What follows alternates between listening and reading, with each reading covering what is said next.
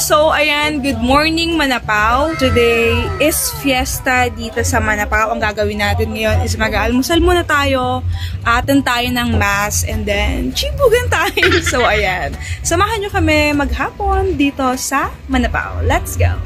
Grabe naman yung almusal natin. Mang, kaya pa? Sakit na to.